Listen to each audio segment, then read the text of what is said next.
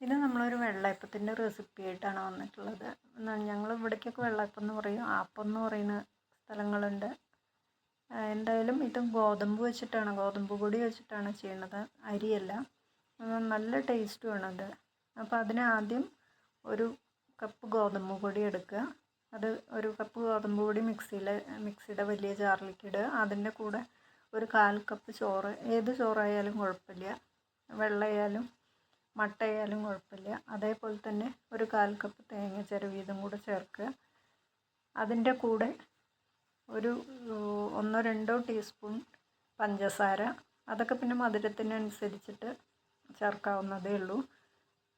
നല്ലൊരു കളറ് കിട്ടാനും പഞ്ചസാര ചേർത്താൽ നല്ലതാണ്. അരികൊക്കെ ഒരു റെഡ് കളറിൽ വരാനൊക്കെ പഞ്ചസാര ചേർക്കുമ്പോഴാണ് ആ കളറ് കിട്ടുക. നമുക്ക് നല്ല മൊരിഞ്ഞ് വരികയൊക്കെ ചെയ്യുക. പിന്നെ ആവശ്യത്തിന് ഉപ്പ് ചേർത്ത് അതിൻ്റെ കൂടെ ഒരു 1/4 ടീസ്പൂൺ മുതൽ 1/2 ടീസ്പൂൺ വരേക്ക് ഈസ്റ്റ്, 1/4 ടീസ്പൂൺ ചേർത്താൽ മതി. നല്ല ഈസ്റ്റ് എടുക്കാൻ ശ്രദ്ധിക്കണം. പുതിയ ഈസ്റ്റ്, പഴകിയ ഈസ്റ്റ് ആണെങ്കിൽ പൊങ്ങി വന്നോളണമെന്നില്ല. അതും കൂടെ ചേർത്തിട്ട് നന്നായിട്ട് പേസ്റ്റ് പാകത്തിന് അരച്ചെടുക്കുക. ഒരുപാട് വെള്ളം ചേർത്ത് അരയ്ക്കരുത്.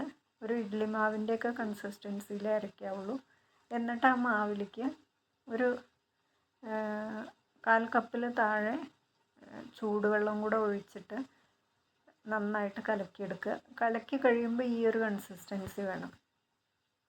അതിന് ശേഷം ചൂടുള്ള സ്ഥലമാണെങ്കിൽ 1 മണിക്കൂർ കൊണ്ടൊക്കെ തന്നെ അത് നന്നായിട്ട് മാവ് പൊങ്ങി വരും.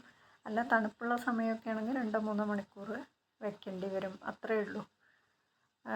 എന്നിട്ട് നമ്മൾ സാധാരണ വെള്ളയപ്പം ഉണ്ടാക്കുന്ന പോലെ തന്നെ വെള്ളയപ്പ ചട്ടിയിൽ ഒഴിച്ച് അടച്ചു വെച്ച് നമുക്ക് വേവിച്ചെടുക്കാം.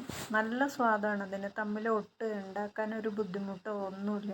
അപ്പോൾ നമുക്ക് അരിയൊന്നും അരയ്ക്കാൻ സമയമൊന്നും കിട്ടാത്ത സമയത്തൊക്കെ പെട്ടെന്ന് ഉണ്ടാക്കിയെടുക്കാൻ പറ്റിയ നല്ലൊരു വെള്ളയപ്പം തന്നെയാണ്.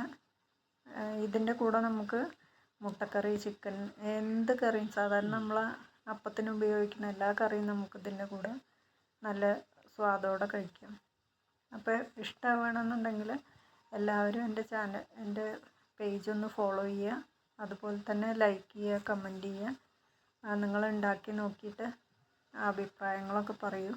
അപ്പോഴാണ് നമുക്ക് ഇതുപോലത്തെ കൂടുതൽ വീഡിയോസൊക്കെ ചെയ്യാൻ തോന്നുക. അപ്പോൾ ഇതിൽ ശ്രദ്ധിക്കാനുള്ളത് വെള്ളം കൂടുതലാവരുത്, അതുപോലെ നല്ല നൈസായിട്ട് അരിഞ്ഞ് കിട്ടണം.